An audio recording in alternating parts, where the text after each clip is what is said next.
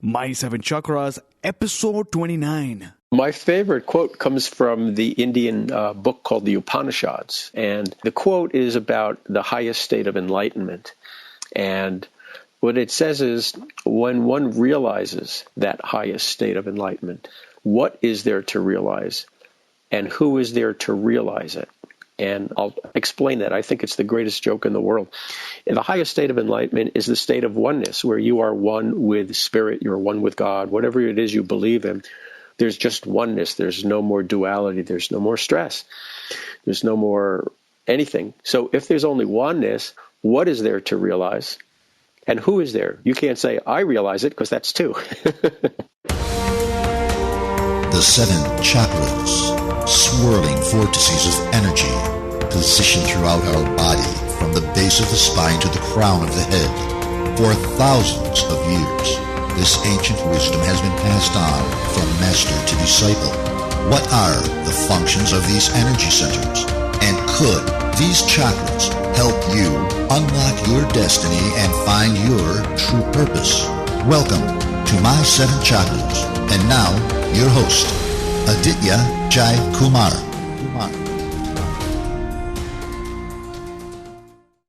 Good morning, co-creators. AJ here, and you are listening to My Seven Chakras, a show where you get to listen to insights, advice, and tips on how to improve the quality of your life. And today, I am electrified to bring you our featured guest, Swami Sadashiv Tirtha, fondly known as Swamiji or the Hip Guru. So Swamiji, are you ready to inspire? Yes. Awesome. On all levels. Wonderful. Over the past 4 decades, Swamiji presented to the White House Alternative Medicine Commission and wrote a #1 Amazon bestseller, The Ayurveda Encyclopedia. Today, he shares his new book, The Stress-Free College Student, and a tool for instant stress relief. So Swamiji, I've given our listeners a mini intro, so take a minute and tell us more about yourself. Sure, AJ. I've been, as you said, for the past 40 years. 40 years ago, I started meditating, yoga, and back then, now yoga is on every corner, basically. It's in the spas, it's in the gyms. But back then, the only people we knew who practiced meditation, I should say, is with the Beatles. But that's all we knew about it. So it's come a long way. And the meditation was wonderful. And over the years, from that, I discovered the Ayurveda. And I actually was reading about the Ayurveda, and I had the flu. And there was a store in New York City where I was living at the time that sold Ayurvedic herbs. And I took it home. The guy says, take this for your flu. And I brought it home, and I put it in the water, and I drank it. And instantly, I felt balanced. And I didn't know I was out of balance till I felt balanced. And AJ, I said, nothing in my life has ever worked that fast. I've got to learn more about this. So everything I do in my life is based on instant results. So the meditation was instant results, the yoga, the Ayurveda. Then I got into Indian feng shui later on. And that whole realm of, I basically covered all the healing arts of Vedic astrology, all of that right up until around the 2000s. And then in the last, since then I got into, I went to the Amazon rainforest, and the shamans there recognized me as a natural-born shaman. And that's when I got into even more instant healing. I call it heart blessings, because it's just from my heart to your heart. Mm-hmm. And got into the neuroscience side of things, EEG brainwaves, and the bridge between science and spirit. And it's a very exciting time. And then by December 2012, we started a new era, which is talked about in the Indian Vedas and in the Mayan calendar and indigenous populations around the whole world. So we're living in a very exciting time. And that's sort of, in the process, I wrote a book called The Bhagavad Gita for Modern Times, which to give examples that we can relate to in our 9-to-5 life. And my new book is The Stress-Free College Student. And that's because the college students, I wanted to address it. 80% of them or more are anxious or depressed. 50% are dropping out. They're drinking and driving and dying. And dropping of health issues and shooting people. I mean, it's becoming an epidemic. It is an epidemic. And the good news, AJ, is that with some very simple stress management tools, I make it instant. 60 seconds or less, I guarantee it, you feel yourself de-stressing. And it's a very exciting time. Well, thanks a lot for that wonderful introduction. And I completely agree. We are living in a very exciting time indeed. Now, Swamiji, I'm sure you agree that thoughts are things. Sometimes we hear a phrase or idea, an idea that makes us think, a thought that leads to a vision, and a vision that leads to action. And ultimately, that action changes the world around us. And because of this wonderful phenomena, we usually begin our show with an inspirational quote. So, Swamiji, what's your favorite inspirational quote? And give us an example of how you apply this quote to your everyday life. My favorite quote comes from the Indian book called the Upanishads. And the quote is about the highest state of enlightenment. And what it says is, when one realizes that highest state of enlightenment, what is there to realize, and who is there to realize it? And I'll explain that. I think it's the greatest joke in the world. And the highest state of enlightenment is the state of oneness, where you are one with spirit, you're one with God, whatever it is you believe in. There's just oneness. There's no more duality. There's no more stress. There's no more anything. So if there's only oneness, what is there to realize? And who is there? You can't say, I realize it, because that's two. So to me, it shows a lot of things. First off, it just makes me, it's the best joke I've ever heard. And it helps me to remember that spirituality is about joy. It's not about punishment or guilt or suffering. And thirdly, it just helps you laugh your way to a higher and higher enlightenment. Enlightenment is a big word, but really it's just frictionless joy, frictionless celebration in our lives, in our doing what we love to do, doing work. Like, sounds from your voice, you could tell you love what you're doing right now, having this radio show. So if we do what we love, we're in joy more than not. And if we're doing something somebody else told us we should do. So that's how I apply it. I love how you mentioned the state of oneness. And when you are in the state of oneness, it's like you said, it's a joke because it's just one. And I've heard this principle, something similar to what you just said, in the principle of oneness of self and environment, where as soon as we realize that, when we talk to people around us, when we interact with our community and people who live in our space, we see us in their eyes. And when we see us in their eyes, that feeling of empathy and compassion automatically is generated, and we want to help people rise to the next level. And like you mentioned, well, it's good to have goals and be future-oriented. The question that all our listeners should ask is, what about right now? Are you feeling happy at this moment? And that, I think, is a good way to assess whether we are getting closer to that state of oneness. So thanks a lot for sharing. Sure. You talked about thoughts are things. Mm-hmm. And for me, I'm a visionary person. I have to see the goal. I have to see the end of something before I start it. So over time, I've developed that to the point where at any given moment, I am in the best place, the most comfortable place, the most spiritual place, the most joyful place I can be in the moment. So that whatever happens that day, I'm best prepared. So I live up in the mountains now. I live where the cows live. It's green and fresh air and fresh water, and I live in paradise. So I'm living at my goal. And then from there, I say, now let's help the world live in its goal, and let's bring more joy and celebration in the world. But you always, what I discovered is always be in the best place you can be. Don't put that off. Say, well, someday I'll get there. When I retire, I'll get there.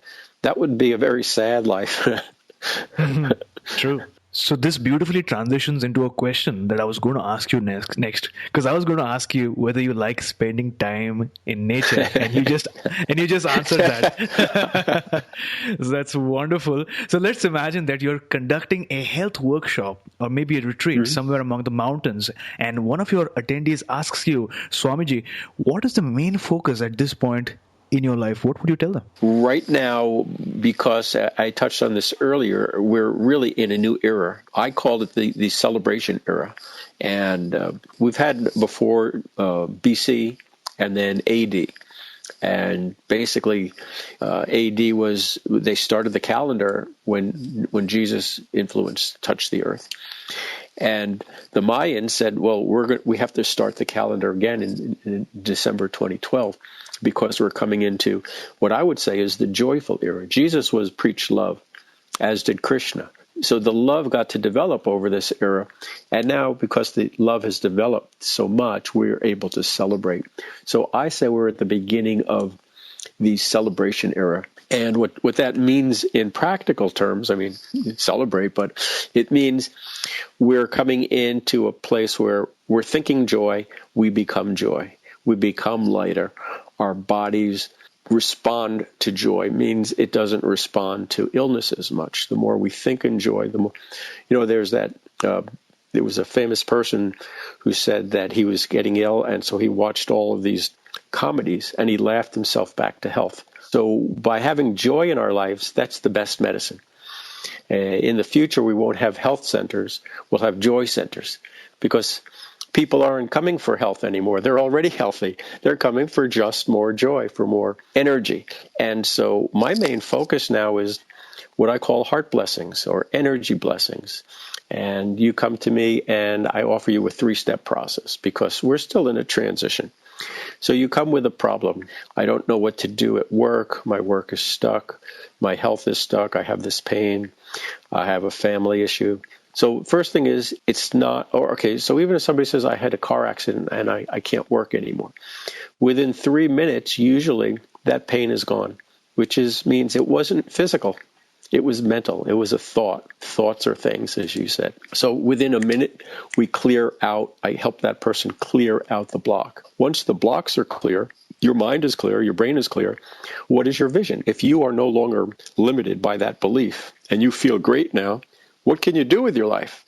And so next, after getting clear, then we get a clear vision for you. Once you're really, like you said right from the beginning of this show, you're so excited and electrified. What are the action steps you're going to take, your clear action steps?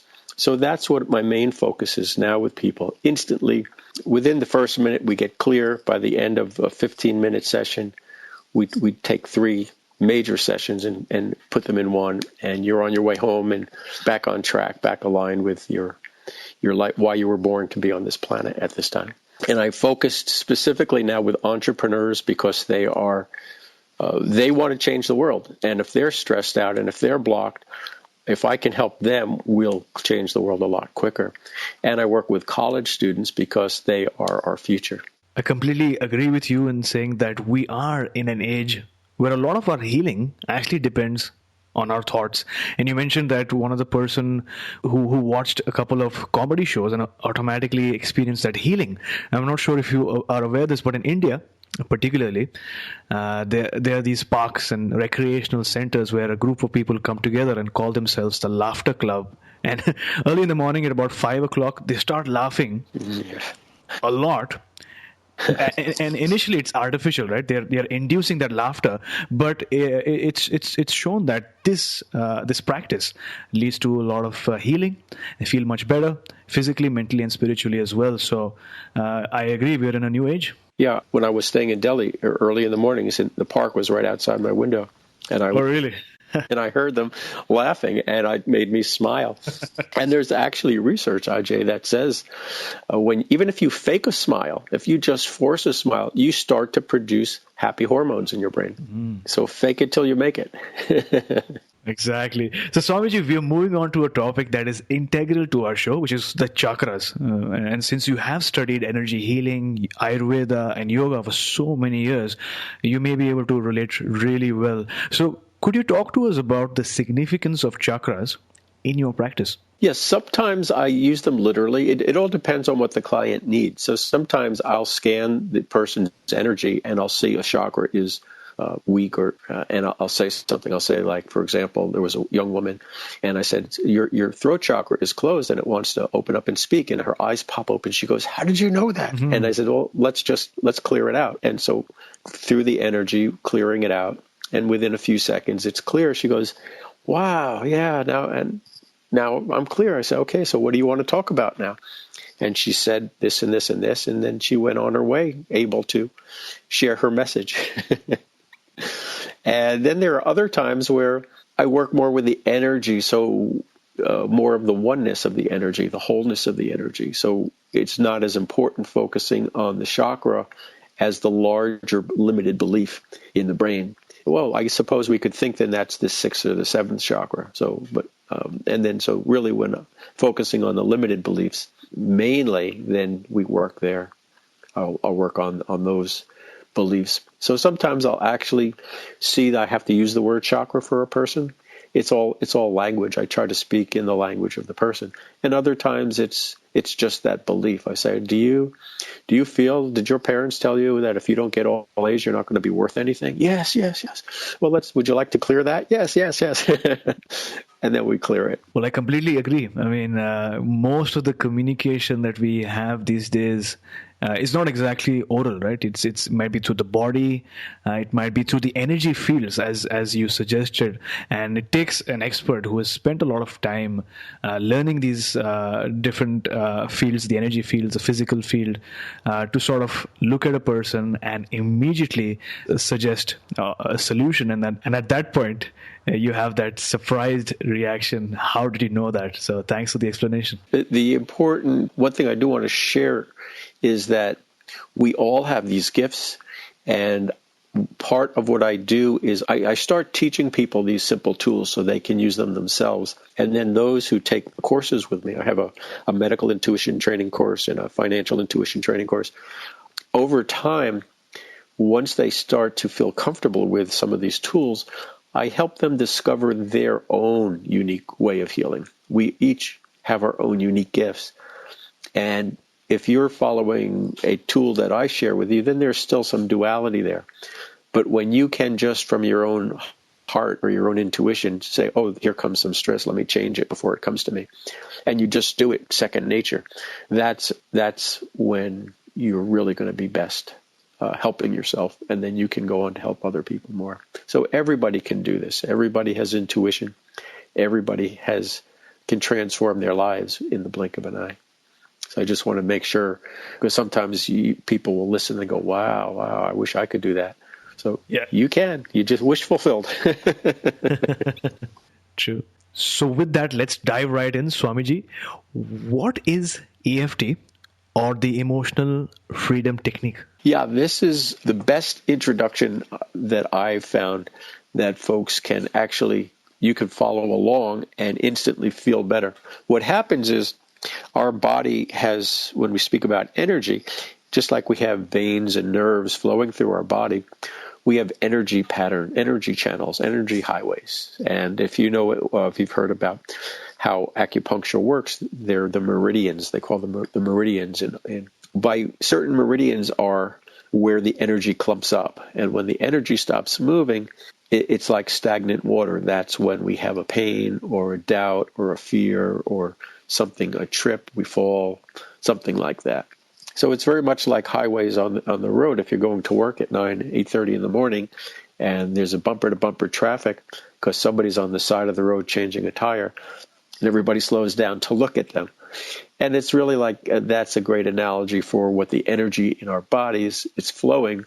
But if something happens and slows down at a particular point, like on the top of our head, in between our eyebrows, the third eye, the sixth chakra, then we can tap those places and say some positive affirmations and actually get to the root of the issue. And if you'd like, I'd be happy to take you through, talk you through a tapping session, and everybody could follow along, unless you're driving in the car. We would definitely love to have that particular exercise, and I completely agree when you say that our body has numerous meridians or highways, and just like cars, when cars stop early in the morning, everyone's in a rush hour wanting to go to work, but if it clumps up, literally everything in that particular highway slows down, and that affects your energy as well. Now, before we go on to that particular exercise, I just wanted to share this, that conventional wisdom these days says that true healing takes time. They say that as a species, we've caught on to the allergy of instant gratification, like instant coffee, instant letters, also known as email, instant delivery through Amazon Prime. Instagram. So, exactly. Exactly. So it seems as if, society in general is asking entrepreneurs or students to not be in that form of instant gratification. But yet on your website, you offer 100% guarantee of melting stress in 60 seconds or less. So first of all, how can it work so instantly? That, AJ, is a great question. The answer is very simple. When the community tells us that healing takes time, that's a medical system based on the physics of Newton, the guy who Apple hit him in the head, and he said, "Oh, I invented gravity." So our medical system is based on the physicality, that if there's something going on, it takes a while for the physical system to work, and that is true. But what happened was, much later than Newton came quantum physics. And quantum physics says, you know something? When we look at the subtlest level of physical matter, there's no physical matter there. It's light, it's wavelengths, and it's energy. So at the essence of us, below our atoms, at the essence of our car or our smartphone, is atoms. Of atoms is light waves, is energy. And when we understand and we work on the level of energy, that's why it can become instant. Now, why medical science has not embraced physics science yet? It's starting to. Honestly, it is. There are because people think that instant healing or energy healing is woo-woo, that the medical universities are afraid to tell people that they're researching this. So in secret, many of them are. They need enough research to prove it, and then, of course, it'll just flip and the whole world will embrace it. But anybody who tries it says, holy cow, this is amazing. 40 years ago when I tried meditation and yoga, people in America laughed at me. What is that nonsense? When I went to holistic health and vegetarianism, people laughed at me. And now it's everywhere. So I wouldn't if something works for me, I use it. I don't care what my family and friends will say or what the culture says. And if you want to feel better, try it, because you have nothing to lose. If it doesn't work for you, no harm, no foul. If it does work for you, then wow, your life has just changed forever. So there you go, listeners. At the essence of us, we are atoms. We're atoms, we're energy, we're light. And that healing is possible, and there are various practices out there. But again, don't assume anything that is being told to you. Like Swamiji says, if there's a practice, try it out for yourself. See if it works, and if it works, adopt it. Right? And with that, I would request Swamiji, if you could take us through that 60 seconds, that technique, so that the listeners back at home, maybe at their office or maybe outdoors, can actually experience it and maybe get an opportunity to feel how it's like to melt stress away in 60 seconds. A small note: if you're driving, obviously, please don't follow the exercise, because that's not the best way to. That'll increase your stress. That'll increase your exactly. So ready whenever you are, Swamiji. Sure, and just to tie it together, the final essence of this is, when we talk about energy, really what we're talking about is the vibration of love, of harmony. So that's just another language to use that I think most people can grasp. The more you feel love for yourself, the better you'll feel. So I'd like each of you now to think of that which is your current biggest stress. It could be physical. It could be a neck pain or a back pain. It could be something emotional, like you're anxious. It could be fear or worry.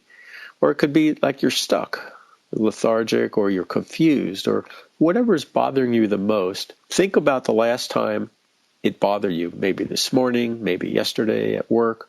Think of that incident and feel it again, and then rate it. How bad is it for you? Does it feel like it's a 10, which is unbearable? Or is it closer to a 5, which is not so great? Or is it a 1, which is manageable? So think of that issue feel it, bring it back to your awareness just for a minute, because we're going to get rid of it. I'm not being sadistic here. Clear that out. I mean, rate it, give it a rating, and then we'll clear it out. So, AJ, you have your issue. You don't have to tell me what it is, but I do have it in my mind. Yep. Okay. So what I'd like you to do is take one hand and have your palm facing up. It doesn't matter which hand. And with your other hand, do some karate chopping very gently into the palm of your hand. So I have my right hand chopping into my left palm. And repeat after me as you karate chop at the same time. Even though, and you say that too, Ajay, even though I have this issue, I fully love and accept myself. Excellent. And even though I don't know how to get rid of this issue, I fully love and accept myself. And last time, even though I don't know how this issue even gets to me, I fully love and accept myself. Excellent. That was part 1. You did great. Part 2, tap the top of your head, take a nice deep breath, exhale and say, I feel my issue resolving. Excellent. Now tap on the inside tips of the eyebrows, just near the bridge of the nose. You can use one or both hands for that. Use 2 fingers and tap on the eyebrows. And say, I see the stress melting away. Excellent. And now tap on the outside of the eyes, on the hard bone there. I sense things are turning around. Excellent. And now tap under the eyes on the cheekbone. Wow, I'm giving back to my old self again. Excellent. And now tapping under the nose.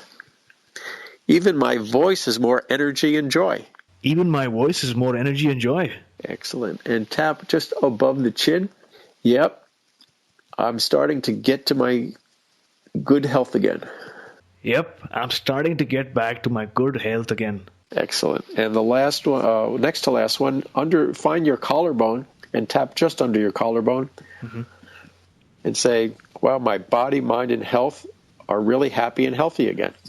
My body, mind, and health are really happy again. Excellent. And then on the back side of one of your hands, in between your ring and middle finger on the back part, tap in there and say, I've got a handle on this situation. All right. You guys are great. Rub your hands together. Clap your hands 3 times. Rub your face, rub your head, rub your ears, rub your neck and shoulders, and take a nice deep breath and stretch. Okay. Now, bring back that stressful issue and see what number it comes up to now. So if it was, a 7, is it a 6 or a 2? If it was an 8, is it a 0? And what was your first starting number, Ajay? Mine was 7. 7? Yeah. And what number is it now? Now it's 3, definitely. Awesome. Yeah. That's amazing. Yeah. Isn't that amazing? It is. I could feel it. As soon as I was hitting those points, I could feel a vibration. Yeah. And I've not felt that way in a while. So thanks a lot for this exercise. And it just took literally 60 seconds. That's amazing. And I slowed it down for you guys. And now, if for those of you listening who say, let's say you started at a 7 or an 8 or even a 10, and it came down even 1 point, isn't that great? And now just tap it again and tap it again until it comes down. If it comes between a 1 and a 3, it starts to become manageable. But you can keep tapping till it goes away if you'd like. And I do have this video, a free video of this on my website, so you can go there and watch it till you learn where to touch, where to tap, the places to tap. And so you can go to thehipguru.com, and under courses, under Academy, the very bottom drop down says free videos, and you'll see it right there. So how do you feel now? I'm feeling much better, and I'm what I'm going to do is, like you mentioned, you've shared the domain name. We're also going to add the link to the video directly in the show notes. Sure. So whoever comes on Wonderful. here can, just go on the link and see the video and practice it multiple occasions, because I think you suggested that over practice, if a person does it on a consistent period of time, then the stress really melts down much faster in the future occasions. Yeah, you start to get things out, and usually you're getting the root out, so they don't come back. And what I did when I first learned this, I hauled up for the weekend. I created my own little spa here at home, and I just tapped the whole weekend. Oh, here's something I can get rid of. Here's something I can get rid of. Yeah. And so instead of saying, oh my goodness, I have this issue, you say, oh good, I found this issue. I can clear this one out too. True. Yeah. True. So have fun with it. And I have clients. I have one client in London, and she walks out around the street tapping in front of everybody. She doesn't care what she looks like. She just gets the stuff out. Absolutely. I think once you have found the way, then what people think around you and how people feel when they look at you, it does not matter. As long as you're getting those results, you're eliminating your stress, you're empowering yourself, and you're feeling much better. So thanks for sharing that exercise. Now, Swamiji, you are a breakthrough expert in personal and professional transformations, and you've helped literally thousands of college students melt away stress and achieve breakthroughs in their lives and in their careers. So what were you doing before this? Before the energy healing, I had a school of Ayurveda that I founded. Ayurveda is the healing system from India, and it helps you address health issues, lifestyle issues, career issues, and using herbs, using foods, using aromas and colors for emotional therapy, things of that nature. And I used Vedic astrology to help people find their life purpose and understand why they were born on this planet. And if there are blocks, so let's say you see in the chart that you would be a really great artist, but there's a block there, then I would offer mantras to release that block so you could succeed as an artist. So I started with meditation and yoga, and then when I discovered the Ayurveda and Vedic astrology, that helped people with their lives, the more specifics of their life. And then I also got into what I call the feng shui of India, which is called vastu, or structure, because the way if you're in college, for example, and your dorm is cluttered, if you live in a house, and in India, it's a very popular thing to have your houses built according to the laws of nature, according to the vastu structure. And that takes a lot of stress out of your life as well. For example, here's a tip. If you sleep with your head to the east, you'll have much better sleep, more creative sleep. If you sleep with your head to the south, you'll have much deeper sleep. And those are one of the two directions you would want to consider sleeping in. So thanks for that. So let's assume a person listening to the show right now has done the exercise, heard about EFT, and has decided to learn more about the practice of EFT. What are certain benefits that this person could obtain from getting training in EFT? Now, if you could break down these benefits into short term and then the long-term basis as well. Well, in terms of, this is just one of the energy tools that I teach. The benefit of EFT is, as we were discussing, you start to clear yourself out. So this was actually part 1 of 3 in a consultation that I offer. So part 2 would be now we're looking at your vision. What is your vision? Now that you don't have a block, what would you love to do with your life? And once we figure that out, then step 3 is, what can you do? Let's give you 3 steps to take that you can do when you get home to take action to make it happen. So you really get rid of your stress problems. You discover your vision in life, which brings great joy. And then you have some tools to take, some action steps to take home and work on as tools to succeed. So that's the short term, the midterm, and the long term. And then for those, there are some people, Ajay, like myself, that when these things come to you, they so change your life that you want to help other people do the same thing. And so then you take courses like my courses in medical intuition or financial intuition and help other people learn the EFT in a professional environment. So let's say, for example, you're an MBA student, is that right? Mm-hmm. Yeah. So now let's say you graduate and, well, let's say you go to class and everybody says, Ajay, everybody's stressed out but you. What are you doing right? And you say, well, I know I took a course in EFT. And they say, could you teach us? I said, yeah, I have a class on Thursday nights down at the center. Come on down. there's nothing more rewarding to help people in whatever you're doing, in business, in healing arts. It's all the same thing. When you help people, you help yourself. It's kind of like a healthy, selfish thing. Yeah, absolutely. I love how you broke it down into 3 parts. One is, first you help the student or the entrepreneur eliminate that blockage, thing that is stopping him or her from moving ahead. Then you help them discover the vision, and then use those tools to head towards the vision.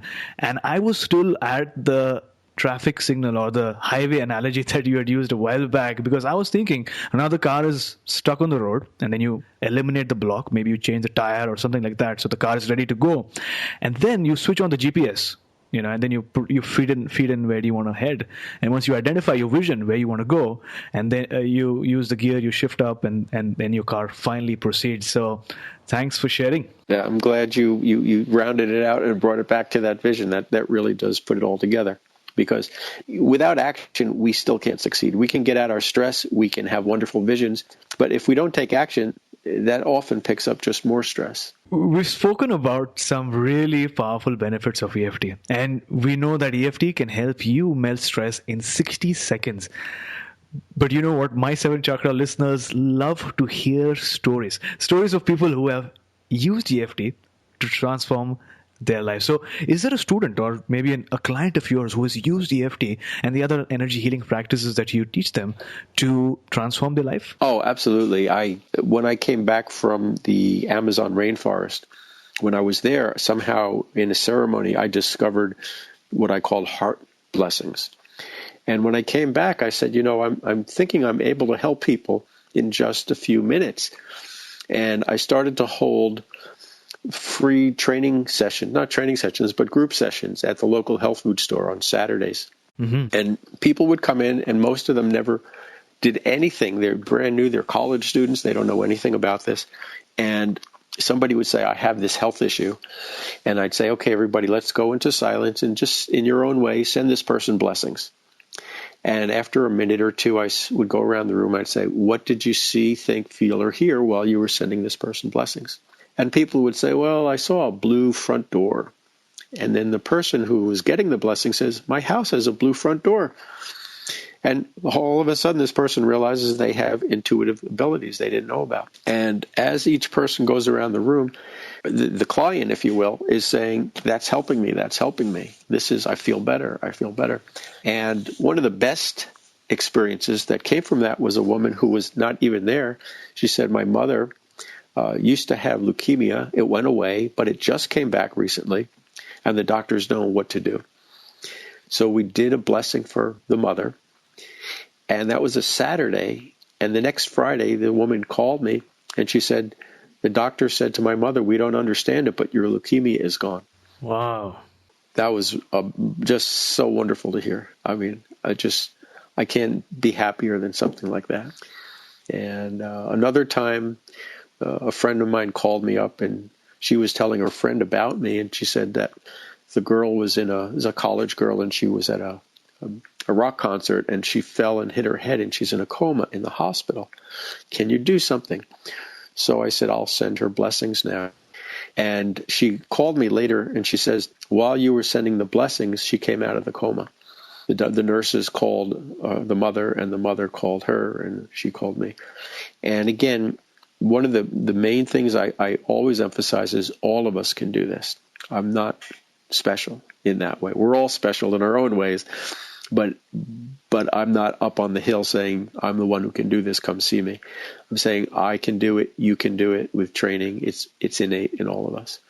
But when you help people like this, and of course, honestly, not everybody can get help for reasons. Perhaps they're not ready. Perhaps they're fighting, they're resisting it. But mostly, I'd like you to come with a healthy skepticism. I want you to come and not pretend, and see if it works. And if you just have that open mind, something happens, some shift happens. And for some people, major things happen. So these are 2 of my favorite stories. What really inspired me was your first story in particular, because you had a room of people, students particularly, who did not have any experience in healing or intuition. But just because you told them gave them an idea, and they had an open mind that this is possible. That led to to those results. Am I correct? It was they didn't even open mind. Yeah, more than an open mind. They had no expectations. They didn't know. Oh, okay. They just. I said, "What did you see, hear, feel, or think?" Now, some people would say, "Oh, I wasn't thinking about anything. I wasn't thinking about this." I said, "What were you thinking about?" "I don't know. I saw a blue door. I don't know what that means." And then that person validated, "I have the blue door." Okay. So once we put away expectations of what's supposed to happen, what's supposed to be right, that's when we see, directly experience, which is what a researcher, what a scientist really does, is experiment without bias. So you see without bias that you are intuitive. Don't worry about failures. Worry about the chances you miss when you don't even try. This is a quote shared by thought leader, keynote speaker, and motivational expert Jack Canfield. And this is going to be the central theme for the next phase of our show, which is all about a major challenge or a learning moment. So Swamiji, tell us about a time when you were faced by a major challenge or a barrier. Take us to that moment. Tell us how you were feeling at that instant, and then how did you approach that particular challenge? Sure. Actually, I have a photograph of me and Jack Canfield together. Oh, wonderful. So. Wow. Let's see. A time that I was challenged. I think my biggest challenge is how I got into all of this. And I was a freshman in college back in 1972. And my parents were in a car accident, and they died in the accident. And so obviously that tragedy shook me up. It was in the summer, so it was before school started again. And usually when I would go back to school after the summer, it takes a few days of adjusting back from the summer fun and lack of responsibilities. But this time I couldn't adjust. I couldn't bounce back anymore. And for the next few years, I trying any number of things from therapies and things like that.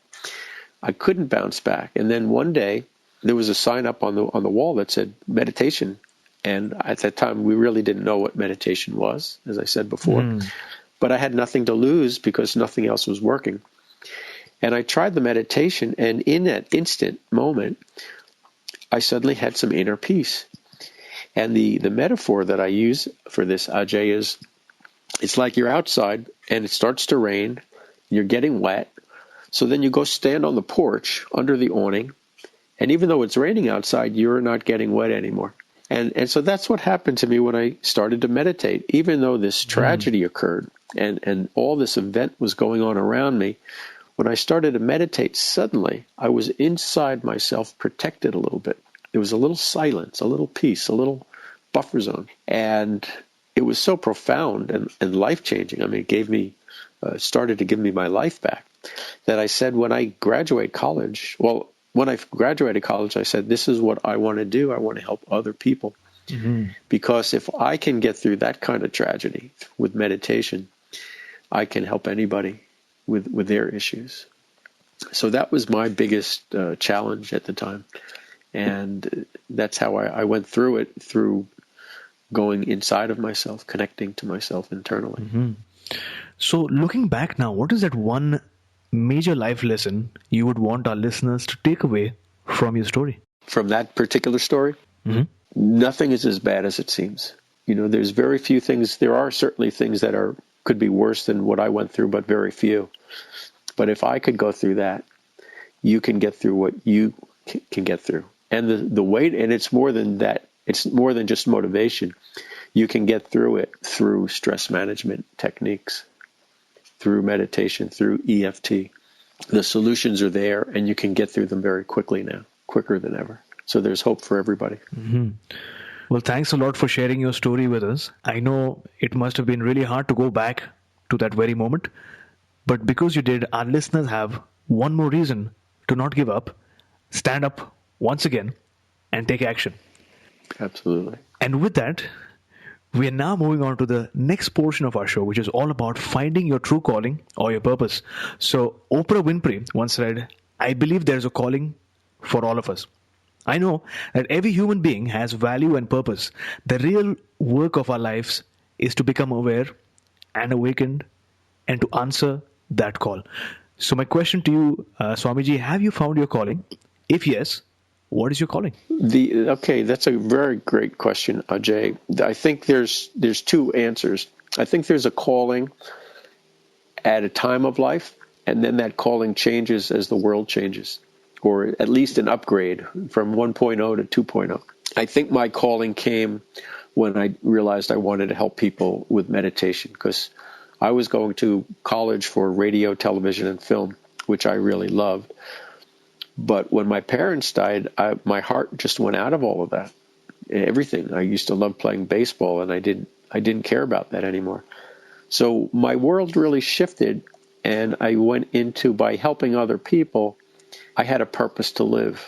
The joy came not from what I did for myself, but what I did for others. I think that was my calling at the time, and then it shifted as the times shifted. So when nobody heard about meditation, that was my mission. When Ayurveda came along and I could help people more, then that happened. And it was actually Deepak Chopra was on Oprah and talked about Ayurveda. And when nobody heard about it before that. My center was very quiet. But when he talked about it, then my phone rang off the hook. And then when I went to the Amazon rainforest and found the energy healing, the calling shifted. In a sense, it's the same calling, and yet it's a different calling, because now it's energy instead of physical. And each time the healing, the transformation happens faster and faster. So it's kind of an interesting, it's a little more than what you asked, but I'd like to share it, is that if you find something that works, that's great, but don't let it become dogmatic. Don't rest on your laurels. Always try to find something that works even better. And some people will stay with, say, meditation or yoga. Some will stay with Ayurveda. But for me, for whatever reason, my goal is what works faster, better. How can I help change the world more quickly?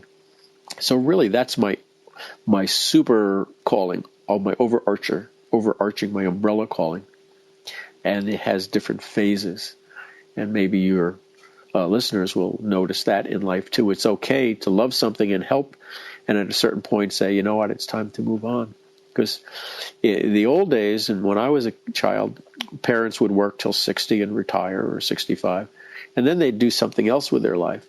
And now my generation came along, and we said, well, nobody's taking care of our parents and from the business, so we have to care for ourselves, and we would change more quickly. So if, let's say, you're in business now and you love it, but after 5 years or 10 years, it's not fulfilling, there's nothing wrong with you. Follow your heart. Your calling is shifting. And life comes full circle. So even now I'm doing radio and video. And so even though I studied that in college and didn't use it for a long time, it comes back again to help in the energy healing field. Well, thanks a lot for sharing. And I recently read about two different types of goals. One is an end goal and one is a means goal.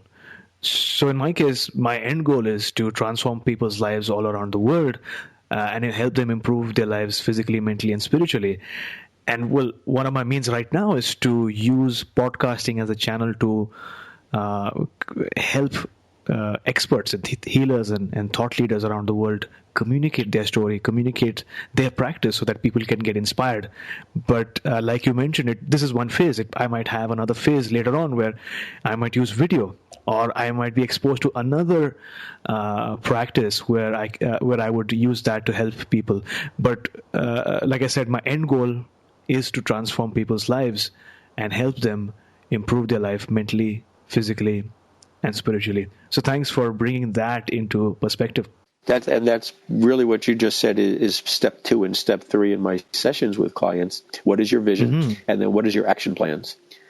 And then your vision may shift someday, and that's great. Yeah. You grow bigger. It's like Elon Musk. He started with, what did he start with? eBay or something like that? One of those? PayPal.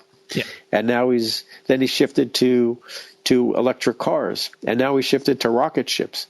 So he's a perfect example of what you just described. So true. Now, they say that there is always music amongst the trees in the garden, but our hearts must be very quiet to hear it. And based on what we've discussed, when we hear that voice, we feel elated, we feel excited and energized because we know that our life has changed. So, what is that one moment that you can share with our listeners beyond which you knew without a doubt that this is what you were meant to do? Now, I understand that there were different phases in your life, but maybe you can talk about just one of those phases. I think one of the fun times to talk about, I had taught meditation and yoga, and then that phase ended. And it is important to understand, at least in the old days when there was no support for this, I had to walk away from what I thought was the only thing in the world. Mm-hmm. I didn't know where I was going, but I knew that wasn't it. So it was like neti, it's not this anymore. I had to go to something, I had to at least walk away from that and discover.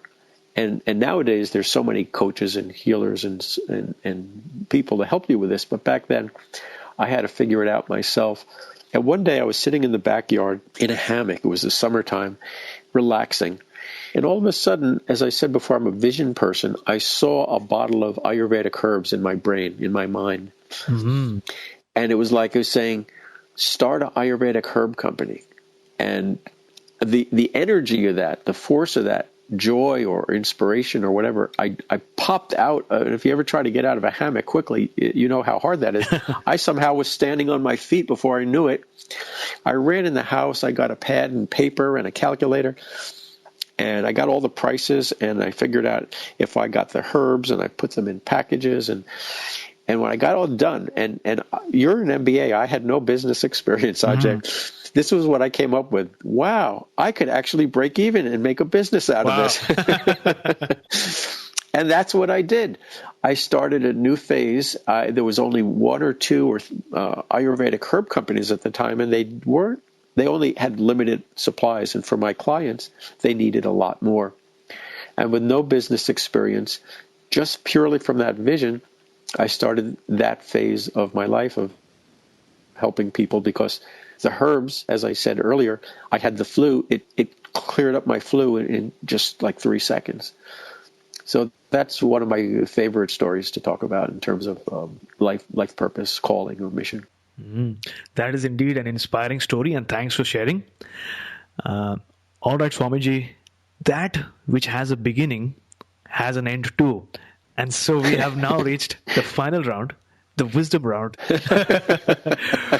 Your next mission is going to have a game show. Yeah, exactly. And during this round, I will ask you a series of questions, and you will respond with nuggets of wisdom, just like in a rapid fire round. So, Swamiji, are you ready? I'm ready.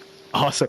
What is the best advice you have ever received? The best advice is choose a job you love so much you would pay to do it. Now, we know that great habits can change your life. So, if you had to recommend a personal habit that contributes to your well-being, what would it be? I think at this time in our lives, the best thing anyone can do is, from the moment they become aware in the morning, ask yourself, am I in joy?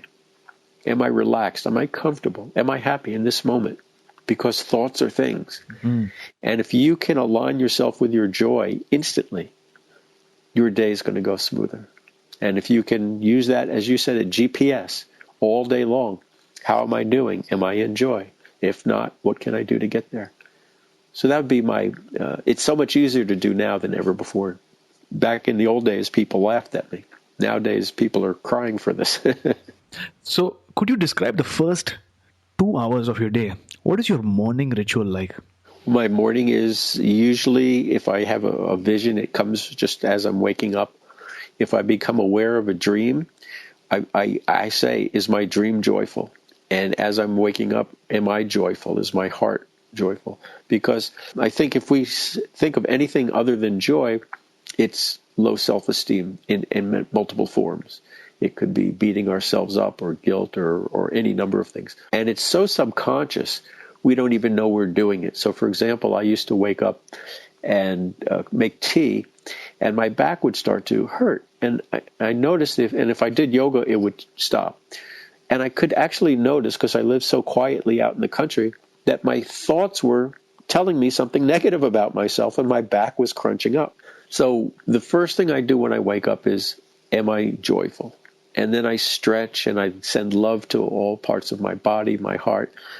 I think about the day ahead and make sure I see myself in joy in those places. And are there any intuitions that are coming to me for the day? It's sort of like having a briefing with God before the day begins, an early morning meeting. Then when I say my prayers, I do my meditation. Then I get up, I go to the bathroom, and then I make tea. I do my yoga. And if I haven't usually the night before, I'll set out the plans of what I need for the next day to do. And then I'll review those plans and then start to do them. And usually my mornings, I do work where it's just me in the silence, so that by 7, 8, 9, 10, or sometimes later, then I can go out and work in the world. But the real work begins in the morning. The joy is my first job. The yoga and the herbs, or the yoga and the tea, is a second job. And then then it becomes more and more involved in the world as those few hours develop. Mm-hmm. Now, finding and reading the right book can be life-changing. So if you could recommend one book for our listeners that transformed your life, what would it be? One book, eh? After 40 years. Let's see. I'd like to briefly sort of go over the 3 phases of my life, because the book helped me change my lives. The first thing that changed my life was a quote by Henry Thoreau, which said, if a man hears the beat of a different drummer, perhaps it's because let him step it at that pace, no matter how measured or far away. And that was the first time I got permission to realize that there's somebody else out there who hears things that life goes on for them at a different pace than society. And that was life affirming. And from that, Thoreau read the Gita. And when I read the Gita, for the first time, I saw the Bhagavad Gita, the philosophy of India, Indian philosophy. It was very much how my brain worked. And living in America, as far as I knew, I was the only person who thought like this. Mm. So that was a life-affirming book.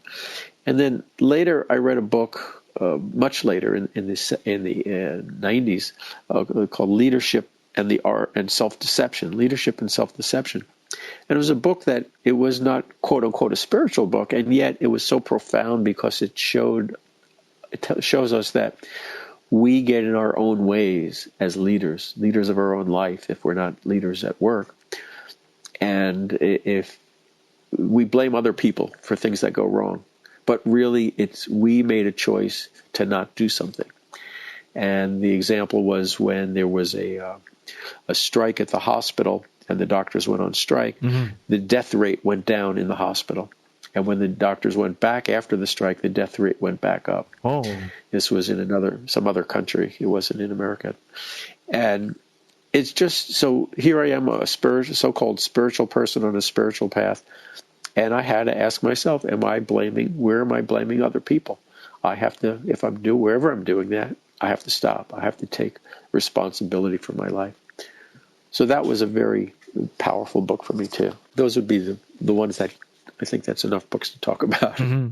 Well, thanks for that. Listeners, you can find the links to all the resources that we talk about in the show notes. So Swamiji, chatting with you today was a phenomenal experience. Same here with you, Ajay. Thanks a lot. Before you go, tell us one thing that you're really grateful for today. Tell us the best way we can find you, and then we'll say goodbye. I think the thing we can be most grateful for today is how easy it is to change our thoughts from negative to positive and transform our lives in the blink of an eye. And this is the age of celebration. So folks, the only work we have to do is celebrate in a healthy way. And you can reach me at The Hip Guru, TheHipGuru, The Hip Guru. All my books are there. You can connect with me to get me to speak to your college, to your business.